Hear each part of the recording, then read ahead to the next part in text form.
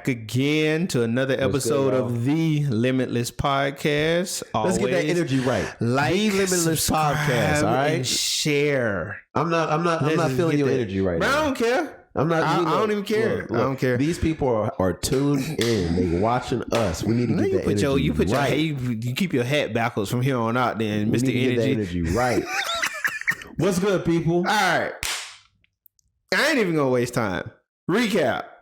Let's go. I'm gonna start it off with a team that is not in the SEC. Okay. Good old Miami and Georgia Tech.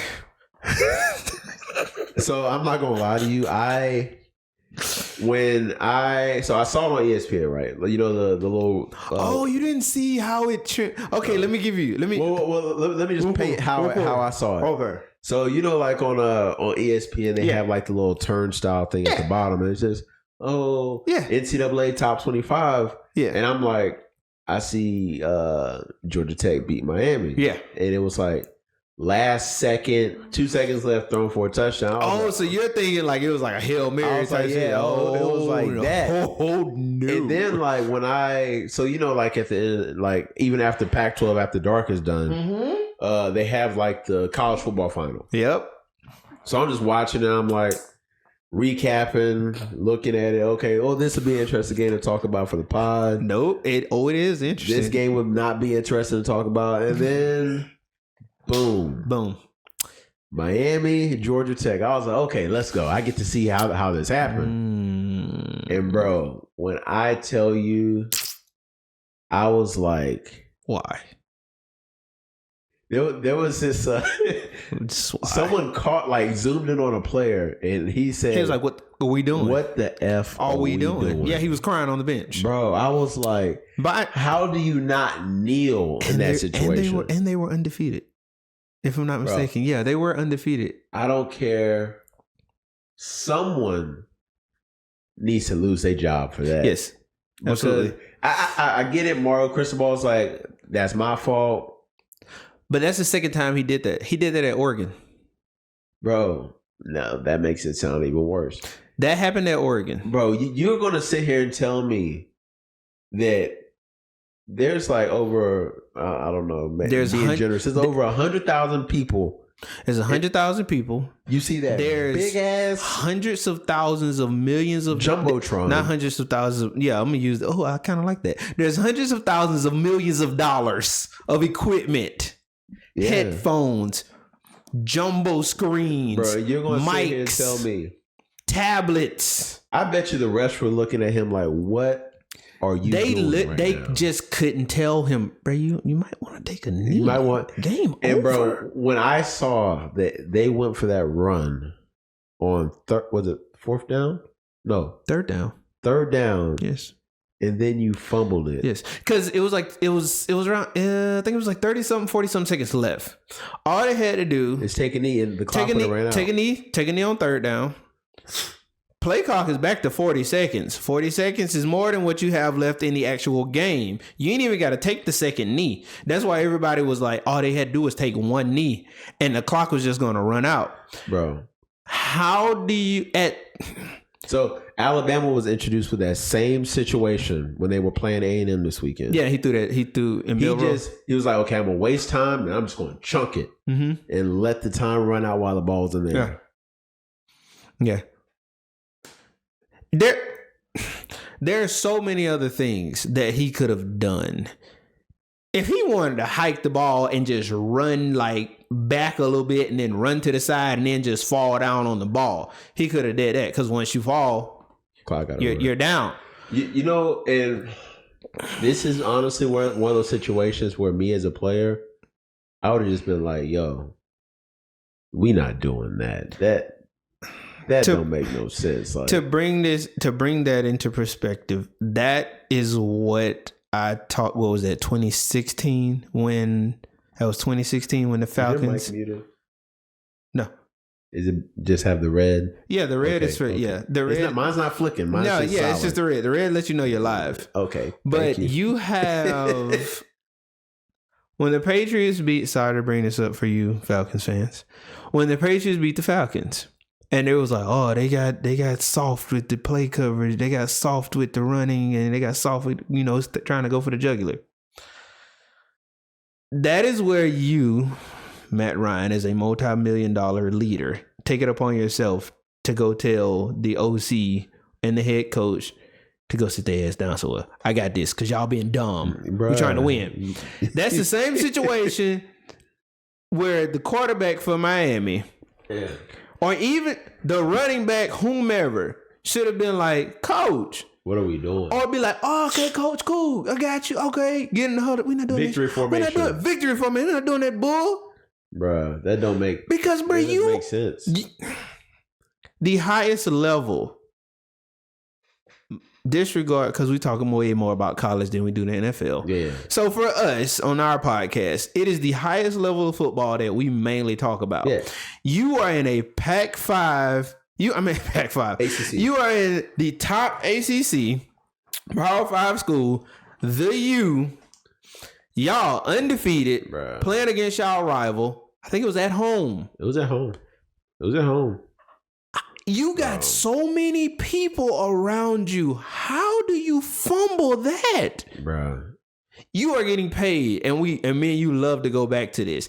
You are getting paid millions. You are getting paid too much money to make that type of mistake. And man, with college, it hurts a little bit more because they had recruits there, and recruits are looking at you like, you idiot. What the world? You want me to come play for you? It makes you look inept. It's worse, and it's worse, like I said, because it is a rival team. Yeah. Y'all had to, bruh. You had the game signed, sealed. It just wasn't delivered yet. Bruh. Game's over. Bruh, that game was, bruh. And then to win it in that fashion, like all kudos to Georgia Tech. Scramble. Oh man. That was a rough one. I don't put that on the players themselves. That was complete coaching. I put that on the entire coaching staff. Oh, yeah. OC, DC, position coaches, head coach. That's all y'all responsibility. Because everybody on that sideline that got on collar shirt and khakis should have went up to Cristobal and said, bruh, what are you doing right now? You could even try to call a timeout. You probably would got a penalty. Yeah. But do that. Bruh. Back you up 5 yards.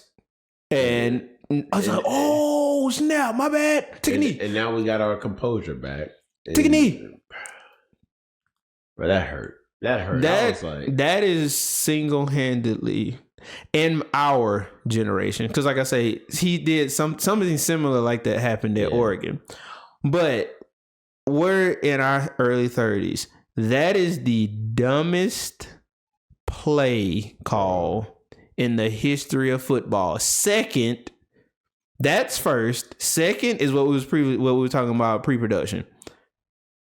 The Seahawks and the Patriots. Yeah. That, which we'll get into that when we talk about the Marshawn Lynch interview with Shannon Sharp. But that is the dumbest play in the history of football because you literally had the game won. Y'all going to 6-0.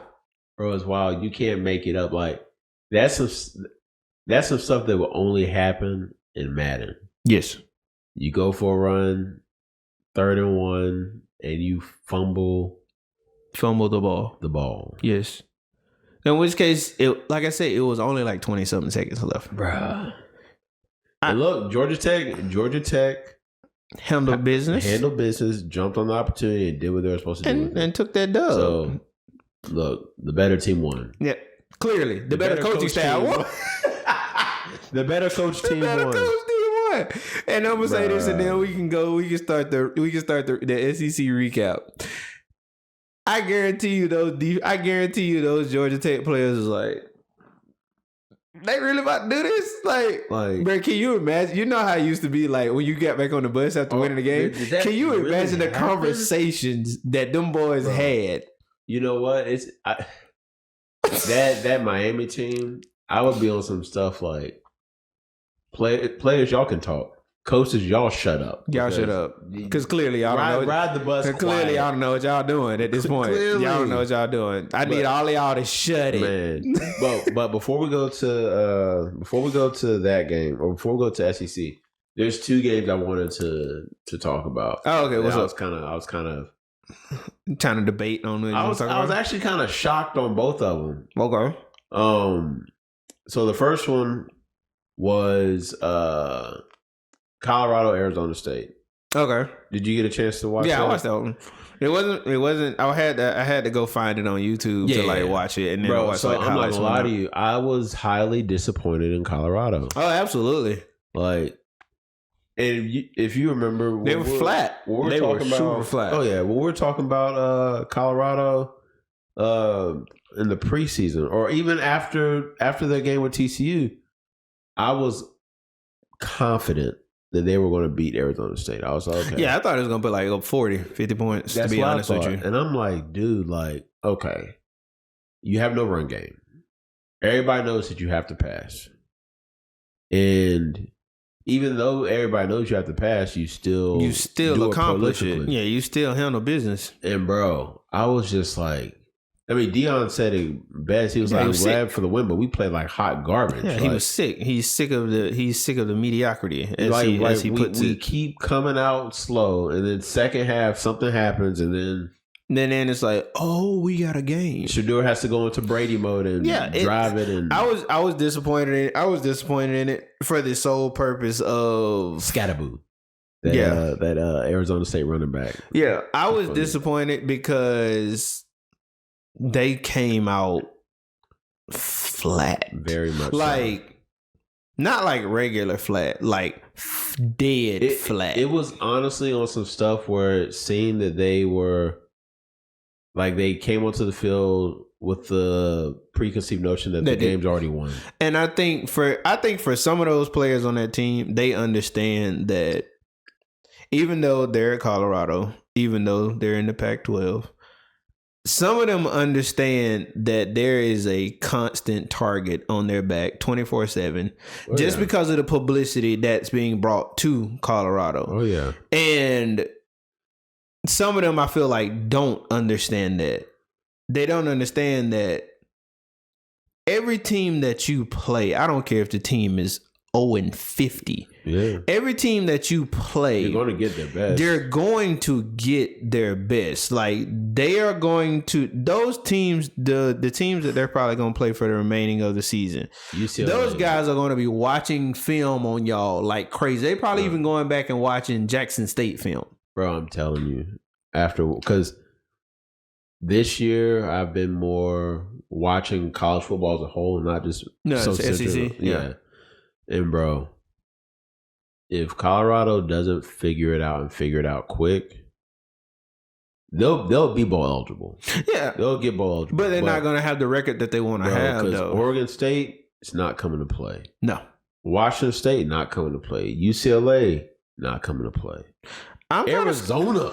I'm kind of skeptical on those first 3. I agree with, but Washington State, I'm kind of skeptical on, simply because I've watched them and it's like they're kind of a hit and miss. But like we said before, every team that y'all play, all those guys that you play, they're gonna come to put y'all to sleep.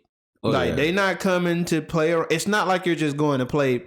For a bunch of them, the schedule doesn't get any easier. It's not like they're coming to play a regular team. In their mind, they're coming to play Colorado Buffalo because they know celebrities are going to be there. It's going to be publicized.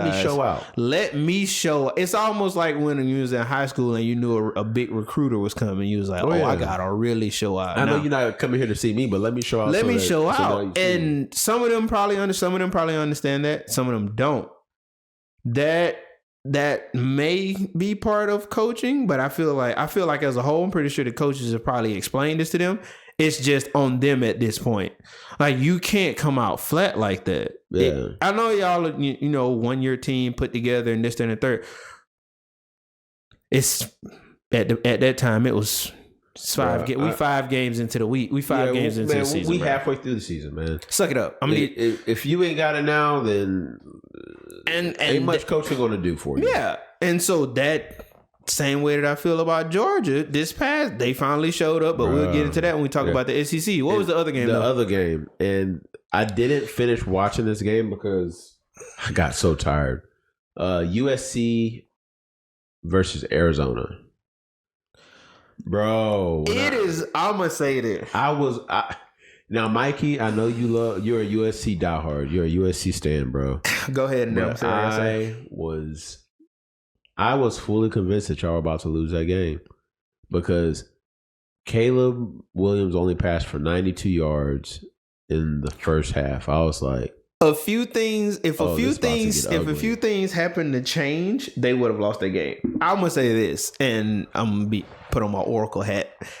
It is only a matter of time before USC gets an L. It's only a matter of time. Oh yeah, because as we have saw, pull up their record while I finish this thought. As we have seen, USC has no defense whatsoever. Did you see that? I watched the highlight interview where the player was like, I watched some of the highlights. No, there was an interview where it was like pregame. It was before the game, and a player did an interview from last week's game, and he was like, "They put us in the right spots. We just don't stop anybody. It's not on the coaches. It's on us at this point." And I was like, dang. And I feel like, to me, I feel like the defense takes. I'm not saying that those guys aren't athletic. That's not what I'm saying. 41-43 in overtime. Yeah, that's what I'm not saying that those guys aren't athletic. What I am saying is that sometimes it hurts you more than it helps you when your quarterback is that good. Yes. Because it's like, oh, we ain't gotta stop nobody. Oh, Caleb gonna go out there. He gonna score. Like he gonna go out there. He gonna put up. He gonna go out there. He gonna put up the points for us. Bro, it's about to get ugly for you. But when they run up against a team, and you can give me the remainder of the schedule in just a second. When they run up against a team that has a good defense, good offense, great defense, great offense, whatever. A defense that is going to contain Caleb, USC gonna take an L. It's a wrap.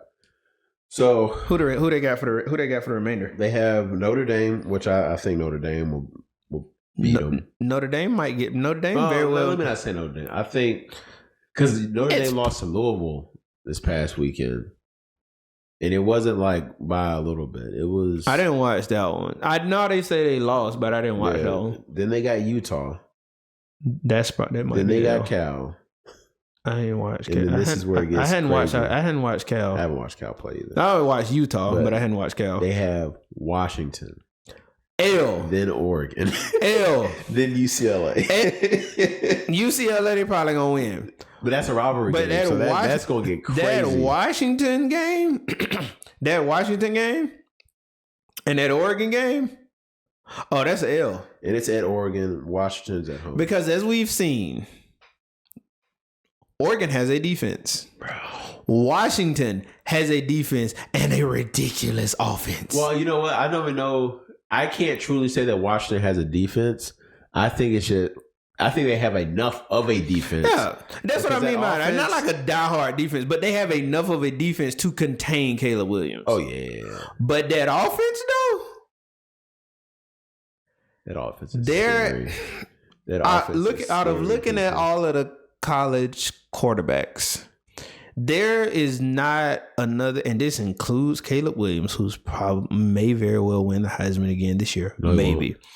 There is not another quarterback that places the ball in such perfect spots. Oh yeah, okay. Than Penix. Okay, I thought you were going to say No. So after you told me about, I forget what week it was. I think it was week 3 or week 4. I forget which week it was. But when they play Michigan State. After you told me about them, I watched a full game, and I'm watching. I'm like, bruh is putting the ball. It's to the point where it was almost like It seems too. It's easy. Like the ball is just teleporting the way it need to go and just sitting there for the receiver. Because, bro, there's no way you placing that ball that good, bro. Yeah. Like so I'm the receiver. The defender's right here, bro. He's placing the ball right here. Like only where the receiver can get it. That's it. It's crazy. And not like it's going out of bounds. Like he's placing it only where the receiver can get it. So that's gonna be they very well might end the season with 3 L's. Oh yeah. Very well they may end the season. Oh yeah. I'm giving them 2. I'm giving them 2 L's, and that's Oregon and Washington. I'm giving them 2. Oh, bro, I think they're gonna lose to Utah. You think they're gonna lose to Utah? Oh, quarterback comes back right by that time. Their quarterback's coming back. Will be back, and that defense ain't going nowhere. Yeah, no. So I think they'll lose to Utah. As Florida seen. So. But yeah, those are the 2 games those are 2 out of conference. Those are 2 of our out of conference games. Yeah. Now let's get into the nitty gritty, including the 2 adopted children that played this past weekend. Let's start with those 2 guys, Texas and Oklahoma. That was a good game. That was a nice one. Like I told you, man, next year we have to go to the Red River. Yeah, we do. Even if we do a live show there, like that would be. Yeah, by then I should have my Iron Man camera ready. That was gonna be on point. That game. So that game. A few takeaways for me. That was just Dylan Gabriel showed that he needs to be in people's conversations more for Heisman. Texas's defensive coordinator. I say it. You say it. Your dad says it. All of us say it. When you play that playing not to lose defense, you lose every time. Texas A&M is a prime example. That defense, that playing not to lose defense, this is gonna sound weird, is undefeated, bro. They get that playing not to lose defense get that win every time, and the team takes an L for it.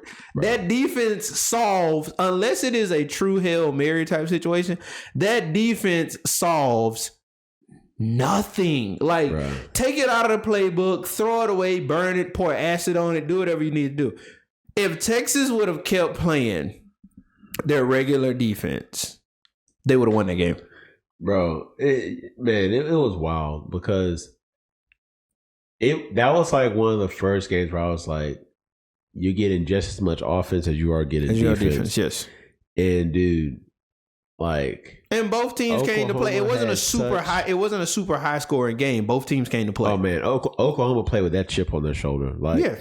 You saw after the game, the 2 linebackers got matching tattoos with the horns down logo. I was like, this is what college football is all about, people. That game was the best game of the week. That was the best game of the weekend. Yeah. Oh, hands down. Like that, just going back and forth, and then with 8 seconds left, the crate, like, bro, you can't even set it up any better. 8 seconds left. He throws to a receiver that hasn't caught a ball. Was it 4 seconds? All game. Hasn't caught a ball. No, I think it was 4 plays. I think it was 4 plays or 5 plays. It was 4 or 5 plays. He hasn't caught a ball all game, and you go to him for the game-winning touchdown. And he's wide open. Wide open. He's about in the back. Closest person to him is about 3 yards away, bro. 4 yards away. Not enough to like affect what he's trying to do with the ball. And the throw was beautiful. The throw was flawless, bro. But me as a defensive head, when I saw Texas come out in that defense, I said they finna lose. Bro. Because you rather get beat in your regular stack defense than in that defense. Because what you're saying to the offense is, we're going to give y'all 12 yards. We're going to give y'all 10 yards. We're going to give y'all 15 yards. Yeah, they're playing that prevent. We're just not going to let y'all into the end zone. Well, I'm not a mathematician or a genius, but if you give me 12 yards here, that's first down. Bro. You give me 10 yards here, that's another first down. You give me 15 yards here, that's another first down. So forth and so on. If I'm picking up over 10 yards a play, before you know it, bruh, we are inside the red zone. And as we know, yes, it gets tighter down there, but because tension is so heavy and they're running crossers, somebody's going to get lost. Bro, let me tell you, I 10 times out of 10 would rather lose giving you my best or putting out my best defense than putting out some like prevent mess. Cause it does nothing unless, like I said, unless it is a Hail Mary situation where it is literally 1 second, 2 seconds on the clock. Bruh, stay in y'all same defense. Drop your 2 safeties. Stay in your same regular defense. Yeah. Even if you want to go man with a single safety, that's fine. But don't go prevent, bro. You're going to take a L with that type of offense. With that type of offense, I don't care what team it is. With that type of productivity from that offense, you are going to lose. If they run that simulation 10 times out of 10, Oklahoma is going to win. And you know what? This probably isn't the last time we're going to see them play this year. It's not. Because they probably will meet each other in the Big 12 championship game. They probably will. And if Texas goes in there, whoever last person that gets the ball is going to win. But whoever goes in that prevent defense is going to lose. Yeah.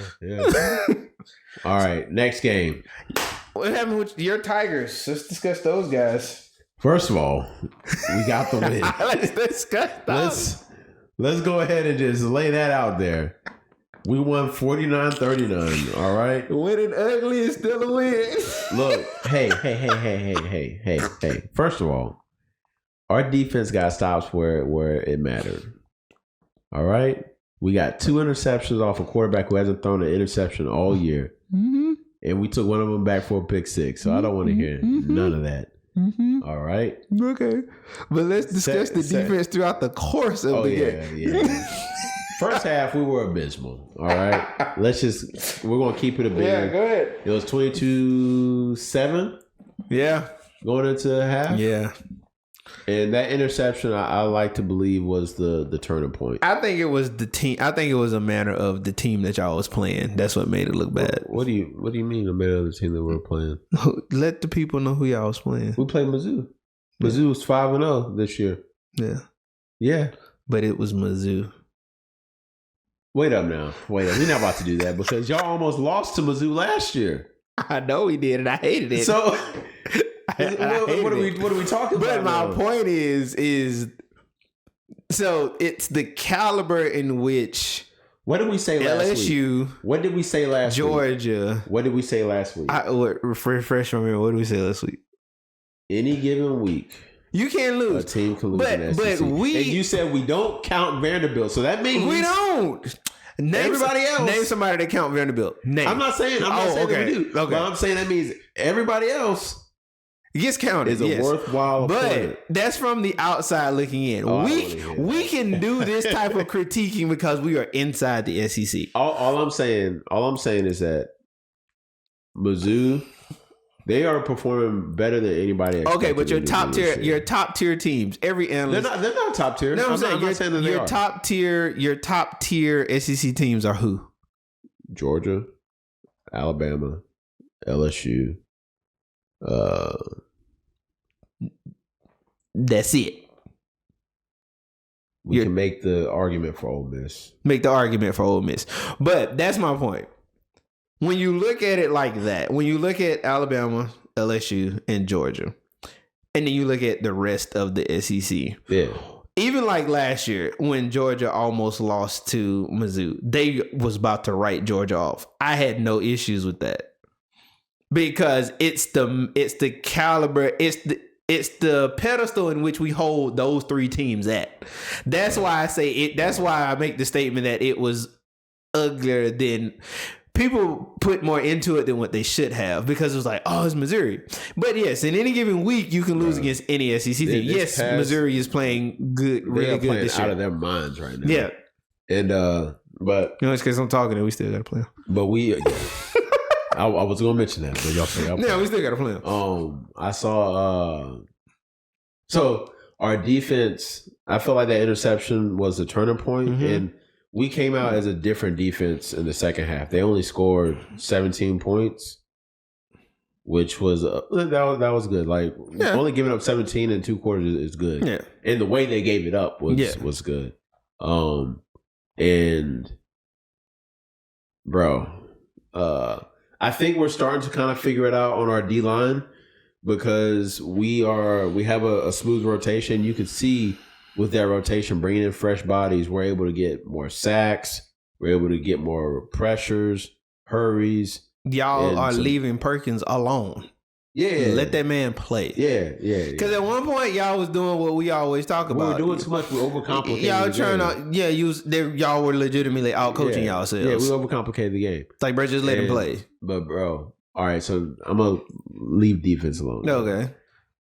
Jaden Daniels. Y'all have a championship caliber offense. Like, I have zero issues with making that statement. Y'all have a legitimate caliber championship level offense. That kid, Jaden, that's his Instagram handle. Bro. I just need him to stay healthy. Even though it's not my team, I don't want him to be injured. I need him to stay healthy. He has that dog in him. He does. He legitimately does. He got hurt, but he came back and then 35-yard touchdown run. But he got to remember he only 160 pounds. First of all, let's keep it a bean, right? Mm-hmm.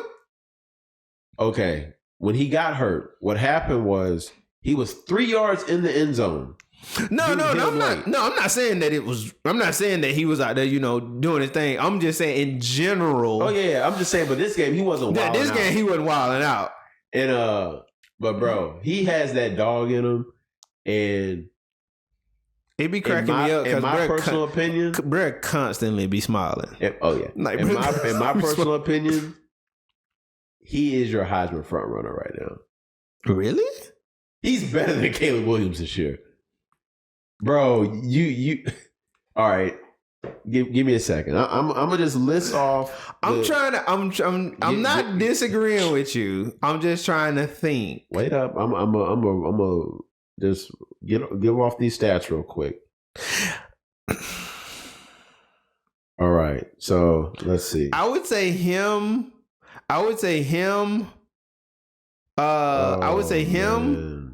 Bo Nix and Penix. Wait up. I got to give you the stats because I was just looking at it.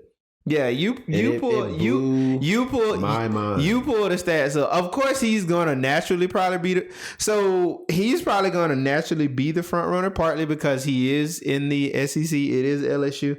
The only reason why he's probably gonna be behind Caleb Williams is because Caleb Williams won it last year. All right, check this out. Go ahead.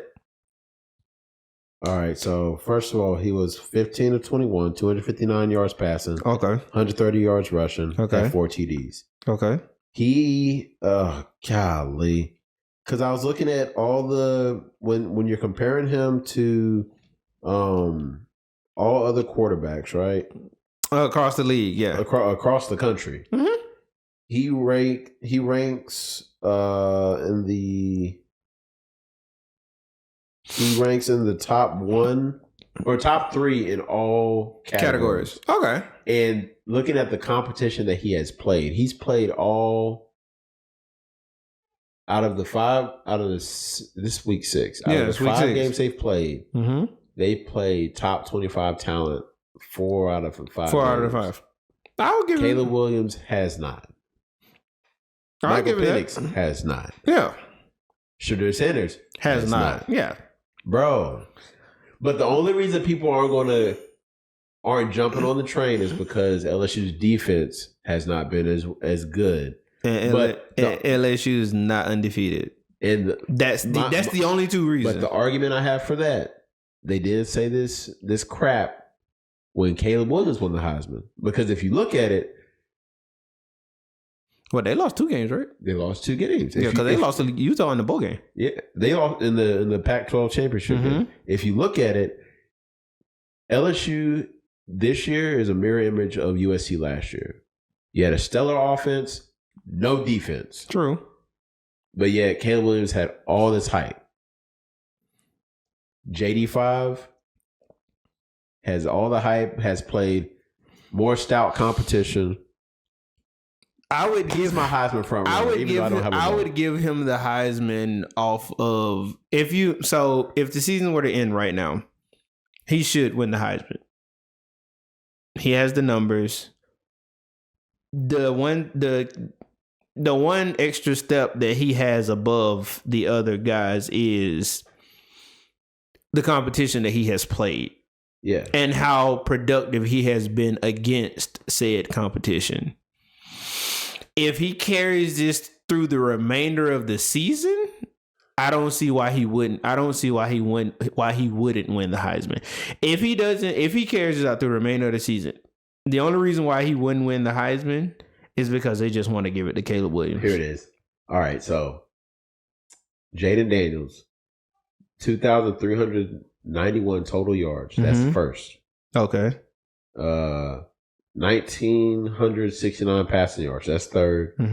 398 yards per game. That's second. 19 passing TDs. That's second. Passing attempts of 10.9 yards per pass attempt. So yeah, that's NFL throws at that point. 11 yards pop. That ties second. That's just. If you look at the competition, he should play. If he carries it out through the end of the season, he should win the Heisman. Let me tell you, his Heisman game will be the SEC if he performs. If y'all make it to the SEC championship, we make it to,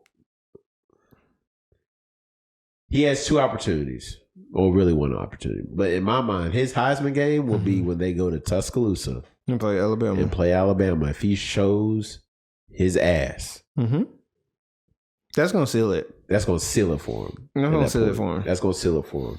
And then just to put the cherry on top, if they go to Atlanta. Yeah, and they smack If by Georgia, some chance y'all make it to the national, if by some chance y'all make it to the SEC championship, that's gonna seal it. Well, now we're second in the West. All we have to do is beat Bama and not lose, and it's a wrap. I think that's gonna be no. I'm not a Bama fan, but I think that's gonna be an interesting game because. Do you think Bama's found their stride? Jalen Milroe is learning. He's learning, and that's going to be a problem. But do you really think they're not the Alabamas of old? No, they still. Because I'm not trying to sound like a hater. They're week to week. It's a matter of learning week to week. Yeah. Because if you look at week 1 versus week 6. If you look at how they have, honestly, I have to give them credit. They have progressed. Oh, they have. So, in regards to playing y'all, if Jalen Milroe continues to learn, and this past game, I will say he did a pretty decent job of working on his short passes and his intermediate throws. Yeah. It's gonna be interesting when they play y'all because at that point y'all play them back end of the season, right? Y'all played them week what? Nah, we play. Okay, so we have Auburn this weekend, then Army, which is the game we're going to. Then they have the bye weekend, and then it's Bama. So that's 4 weeks, right? Yeah, 4 weeks from now. I think that game is going to be more interesting than what people realize. Oh, yeah. Honestly, it's a rivalry game. You also have the new Bama, which is not the Bama of old. That game always decides the West. Like, it's crazy. Their game's going to decide the West. I just think that's going to be a good game. And I'm going to say this, not a hater to either team because I love both teams. If LSU defense does not, that's it right there, perform. I'm not even saying perform. I'm just saying, like, if we just don't get some opportune stops, it's going to be a long night. They are going to have Perkins on Milroe. Like, you have to, bro. You have to. Because if you don't. If you just have Perkins playing, like, this is the situation where you won't outcoach yourself. If you just be like, okay, Perkins, you're playing your position. No, bro, I need you on Milroe. You ain't got no other responsibility but him. Sometimes maybe you'll drop in coverage, but maybe. But other than that, bro, I need you on him. That's your guy. Because, man, I'm just telling you, just watching them this weekend, I was like, They're beatable. Who is that? Alabama is definitely beatable. Yeah, absolutely. Because like you said, they aren't what they used to be. No. And yes, Jalen's getting better, but they have no. Yes, Jermaine Burton was the main receiver that he was hitting. I think he had like 197 receiving yards. Yeah, but they don't have a true number one receiver. They don't. They don't have a true number two receiver. They don't have a true running back. They don't have a tight end, really. And the crazy thing, LSU has all that. It's more of piecing. It's a puzzle. It's piecing stuff together, bro. And when I saw that A&M was able to move the ball in Bama, I was like, oh, yes, we got the opportunity is there. A&M lost that game because Bama rattled Johnson. Period. End of discussion. Bro, A&M lost that game because the defensive coordinator was playing not to lose after the halftime. Yep. And when you do that, you lose. Yes, that's what made Jermaine Burton look like a number one receiver. Bro, but because he's not. He's not. He's number two. He's a great number two. But he's not. Bama doesn't truly have a number one receiver. No. And I'm not even trying to that's what I'm saying. Name a year where you looked at a Bama offense and you couldn't pinpoint the true running back, the true tight end, and true number one receiver. Only year I can say that I could not pinpoint a true number one receiver was when they had Judy, Ruggs, and Smith, because all three of them were just... Yeah, that was an anomaly. That was an anomaly at that point. It's like pick with number one. Like, that was more of an option of choosing which one you wanted to be. I was like, hey, this week you're number one. Like, but it was crazy. The course of the season, they haven't had a true number one receiver. So that's fair. Now, with my Bulldogs... Yeah, let's go and get to your boys. God. I praise to the football gods. Because, man, look, I'm glad that we... That short that was, I was like, yo, my God, that was legit. And we'll go and play it for you real quick. Man. But bro, that was crazy. I don't know how many times we can hit the nail on the head. Like at this point, it's like we hitting the nail on the head, and whatever tech algorithm out there is going and shooting these notes to the big guys, and they're like, oh, to the big guys. There we go. We gonna talk about that, bro. We said it though. But anyway, I was pleased. I was happy. Georgia did not come out flat. True. The defense came to play. True. Beck, I don't know what he ate that weekend. I don't know how he had his haircut. I don't know what book he read. I don't know what music he listened to. Wait, what's the name?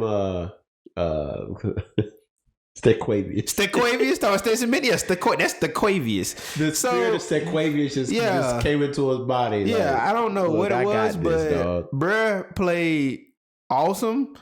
Put the ball in the perfect of perfect places. Yeah, he did. Yeah, of course, you had the superhuman, Brock Bowers. He dropped a touchdown pass. I was like, oh my God, what's going on with the world? And then he like limped off for a second, and I was like, no. But then he came back and went off, and I was like, okay, I'm good. But that doesn't happen.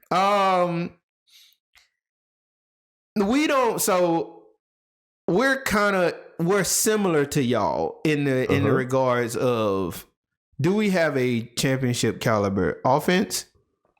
Somewhat. But we don't have... Our number one receiver is Brock Bowers, period. End of discussion. Yeah. Like that's no questions asked. Who are your other receivers? Lovett? Dawson? Is the French, the guy that got the French name from Pompano, the receiver, they caught the first touchdown pass. Number two? Saint Germain, something like that.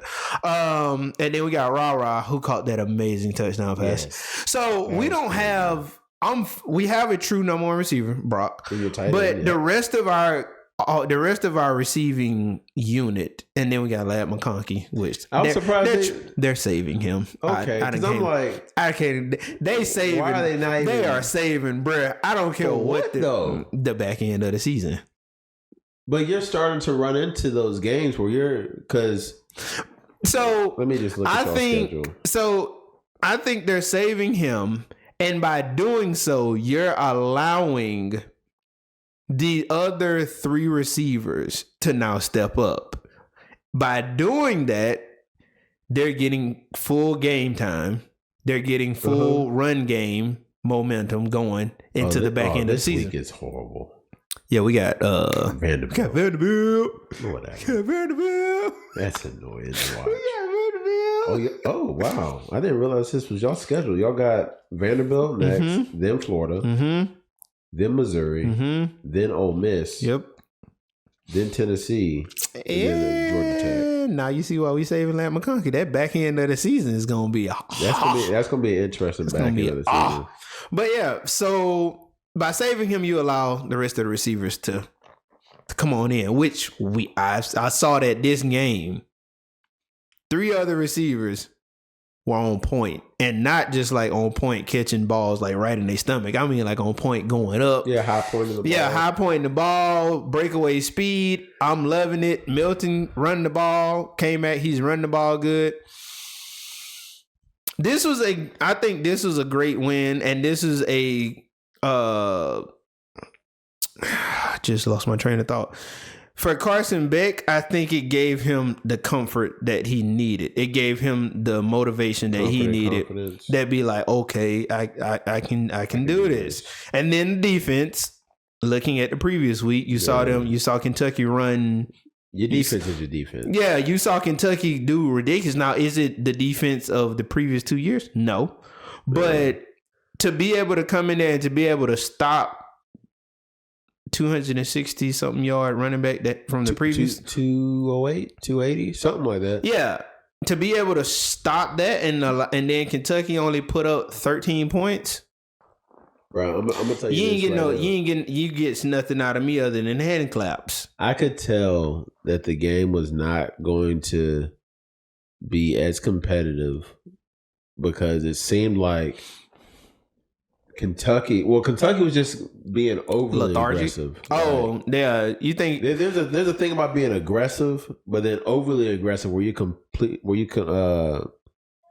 have these bonehead penalties happen. Do you think it was a matter of like an adrenaline crash?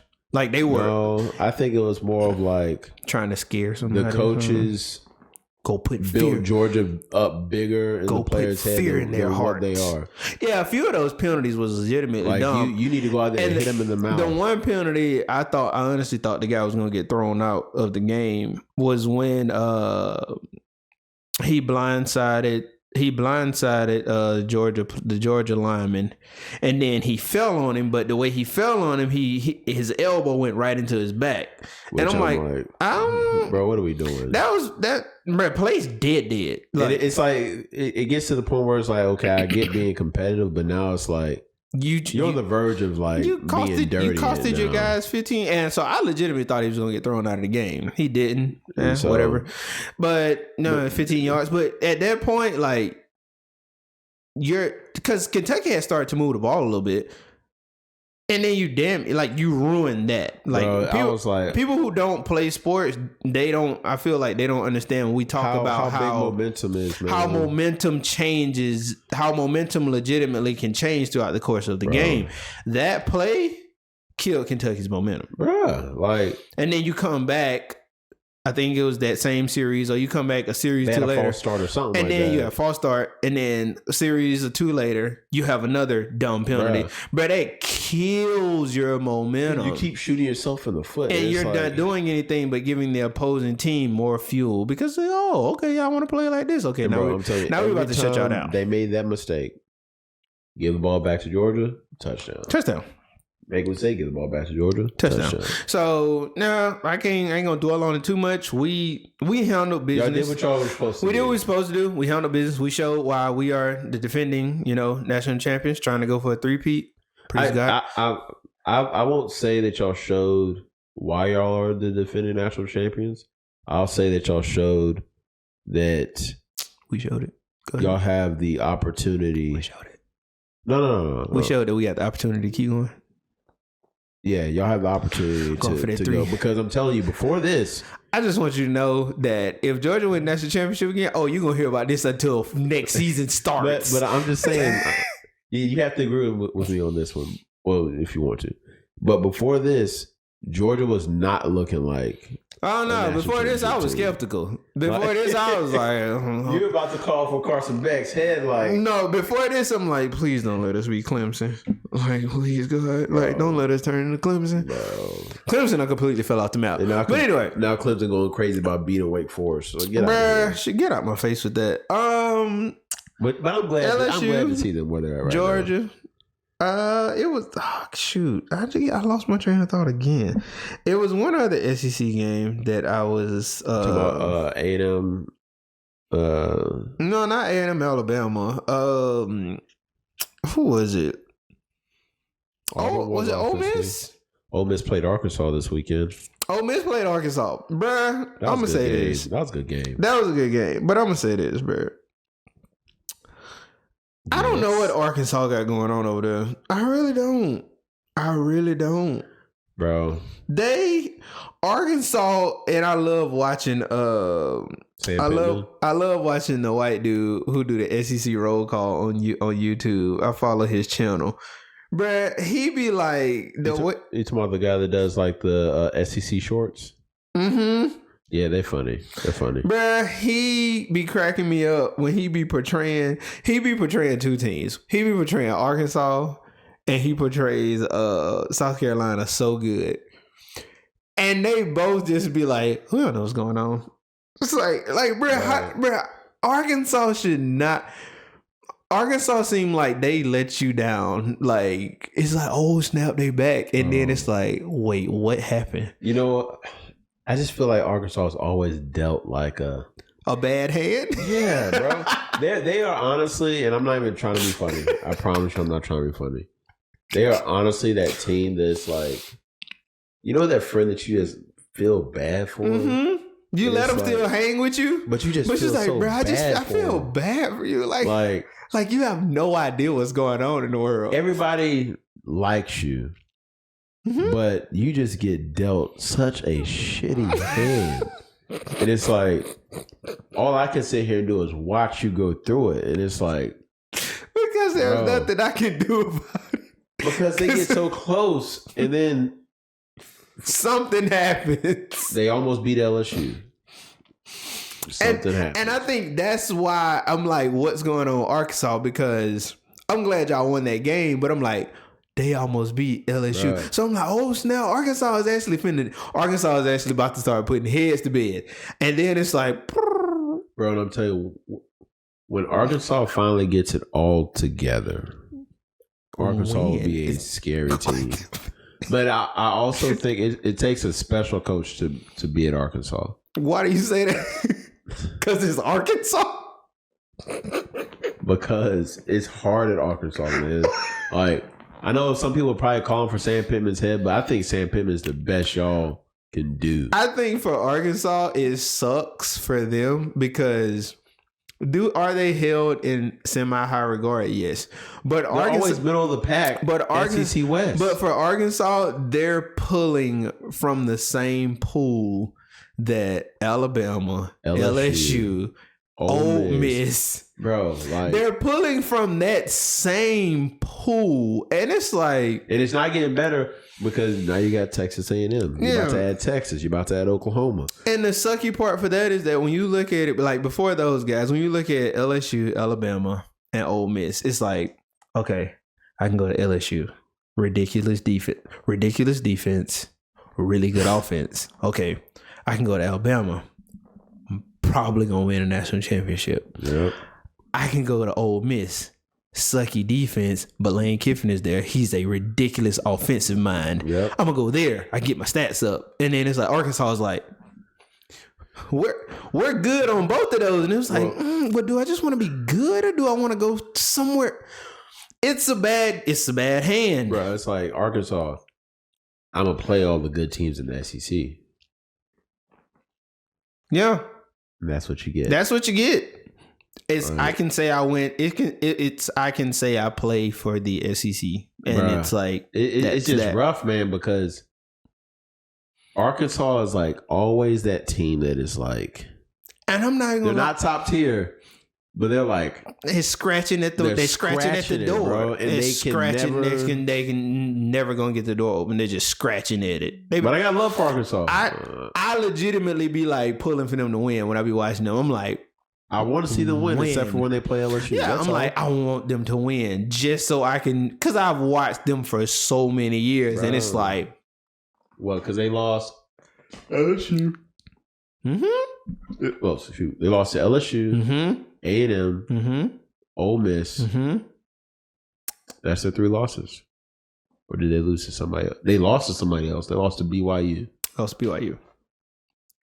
Right there. It's like, come on. It's like you're so close. At least the back end of the schedule get easier. It's like you're so close, but yeah, you're so far away. At least the back end of the schedule get easier. So, if anybody is watching that is an Arkansas fan, we rooting for y'all. We are. I promise you, we are. We are legitimately rooting for y'all. Except for when you play LSU. That's the only time I'm not rooting for you. Yeah, that's it. So, that's it with the SEC recap. You guys might see some videos and things pop up. Week 7 about to be lit. Week 7 about to be on point. Kind of segueing away from that. We got a few minutes. Left. Quick discussion on if you guys haven't seen the Marshawn Lynch and Shannon Sharp Club Shay Shay podcast interview. Shout out Unc. Go watch that and tell us what y'all think about it. So I'll start. For one, I'm going to start off. Shannon Sharp is a national treasure, period. End of discussion on that. And Marshawn Lynch. Yeah. Marshawn Lynch as well. Marshawn has this just raw, unfiltered, direct honesty about himself. Yeah. And I think for most of us who watched him, even when he played at Cal, whipping the golf cart. That was till when he played for Buffalo, to when he went to Seattle, and then from Seattle it was the Raiders, right? Yeah. I think we all fell in love with Marshawn because Marshawn is just Marshawn. Marshawn is him. Like, I don't care where he at, he is him. It's some stuff where it's like, does Marshawn even know how to lie? Yeah, like even when I watched I watched a couple YouTube videos of like him, and it was like the guy helping him recover the bar and stuff like that. It was a bar that Marshawn had opened up, his family members was running, and one of his cousins was jacking it up. Even like watching him on other shows, like, bruh, I watched him when he went to go hang out with the Amish people. Like, Marshawn is just Marshawn. Like, it's funny. It's funny because, bruh, everybody falls in love with, bruh, the Amish people fell in love with Marshawn. Bruh, Marshawn on the wagon. Man, it's one thing they taught us about leadership is like, just be your authentic self. And he is that 1,000% of the time. Love it, hate it, this is me. Yeah. Like even the snippet with him on the side, and then we'll get to the podcast interview. Even with him on the snippet that I saw with him and Richard Sherman on the sideline, Richard Sherman was like, "What you doing for the holidays?" Or he asked him what he was doing for the holidays. Marshawn was like, "I'm going to hand out turkeys in the hood. You coming?" And Richard Sherman was like, "For real?" He was like, "Yeah." He was like, "That's what I'm doing. You for Thanksgiving." He was like, "You coming? You trying to come with me?" He was like, "Yeah, I'll go with you." He was like, "All right, bet." So we can go hand out turkeys in the hood. Like, I have not seen or met one person that does not love Marshawn Lynch. Right. Because I feel like you can't not love this man because, like you said, he is his authentic self all the time, no matter where he's at. That's it. You know what you're getting with him. You know what you're going to get with him. And so with the pod, with him talking to Shannon Sharp, I think it kind of started to put a few thoughts into people's minds that, okay, maybe there is something up with Russell Wilson. And, well, I'll say this. Okay, good. Yeah. That conversation, it changed. I felt like it changed people's perspectives on both Russell Wilson and Aaron Rodgers, because Aaron Rodgers, he gets this rap as being like this. I'm holier than thou. I don't want to be nothing. I don't want anything to do with my family. And it's like, well, if you knew why, you would understand. But with Russell Wilson, he's painted this picture as like this holier than thou. He has this great wife, and he can't do anything wrong. And this is no hate indictment on anybody. Yeah. But I'm telling you, like when he was explaining everything, you could honestly take these two individuals and flip it. Because as he said when he was at Cal, he was a rookie. He ran the wrong way. And A-Rod was like, and the offensive coordinator, the running back coach, I think he said was about to rip him a new one. Oh, he was in the process of ripping him a new one. And A-Rod was like, that was my bad. That was my fault. No, wait, that wasn't your bad. That was his bad. I just told you it was my bad. Give us the next play and let's go. Let's go. It was like he took that for him. He was like, so after that, he was like, oh, bro, like I knew he was a real one at that point. Like we good. And he said to this day, they still good. Yeah. Now fast forward that to, and I love the comments on these because somebody was like, oh, Russell Wilson would have set him on fire and be like, yep, he went the wrong way. And so when I initially read the comment, I'm like, I don't think Russ would have did that, but. When Marshawn made the statement, and I'll let you take it from there to give the statement that he made. Yeah, go ahead. And then I said I gotta say. So when he was on some stuff where, so essentially what happened is that Russell had a bad game. Yeah, or he didn't play up to the standard because they were expecting him to go off on his team passing wise, and they didn't. But Marshawn had a good game. Mm-hmm. Marshawn was like, you know what? Let me call him. Let me just hit him up. Make sure he's good. Let him know, like, hey, whatever it is, I got your back. As your running back, I got your back. Literally, I got your back. Because that relationship is very close. Yeah. I mean, because if the running back goes off, that opens the passing game. Yeah. You know what I'm saying? And he's also the one that picks up blitzes when you're in the pass game. But he called him, or after a while, he finally got his number because he didn't have his number. Yeah, because then he had asked one of the faculty or something for his number. He gets a call back from a block number. And me and you talked about this earlier. I was like, how in the world did he do that? And I forgot all the way back in the day, star 67, star 69 was magic. Oh, let me add the little insert to that. He called. He didn't answer. And then the faculty member told Marshawn. Oh, he called you. He called you. Marshawn was like, I ain't get no call from us. I got a call from a block number. It was like, oh, that's him. So, he was like, okay, whatever. Yeah. But he started to talk to Russell and was like, explain to him, like, look, I got you, whatever. And Russell was like, on some stuff like, bro, what are you talking about? And that was like the red flag. That's the tipping point. This is not the guy that is, pushed out on social media. No. This isn't what he shows us. No. You know what I'm saying?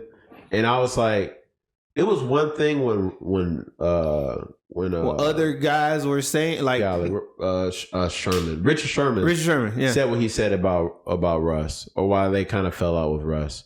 But I didn't really take it to heart because I'm like, it's Richard Sherman. It's Richard Sherman. He exaggerates. Yeah, he be exaggerating. But then when I'm like, okay, the person, and now there's somebody else to corroborate the story. The person that you trust, which we've never even met Marshawn, but the person that you trust, because of what I've seen Marshawn do, he's just honest.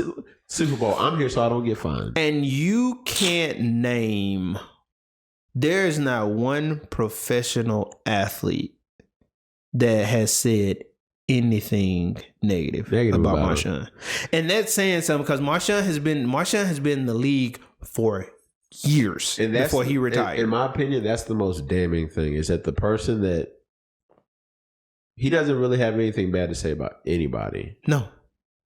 Has something to say about you. Yes. And what he said about you wasn't bad. But it was just like kind of messed up. It was like it raised your eyebrows. Yeah. Because like I said, Marshawn Lynch isn't the type of person to push going to the club, drinking, or anything like that on you. Bro, he legitimately checking on you because y'all got to ride this. Y'all are literally riding the season together. And bro, I'm telling you, like it really made me reevaluate. Not say this made me reevaluate, but it was like kind of like, okay, put the cherry on top for how I was feeling about Russell, and that he is the only cause for what he's going through right now. He decided to leave Seattle. He was in a great situation, decided to leave because he wants to say that I didn't need them. Yeah, that ain't working. Lo and behold, it's not working out too good for you. Sucking in Denver. You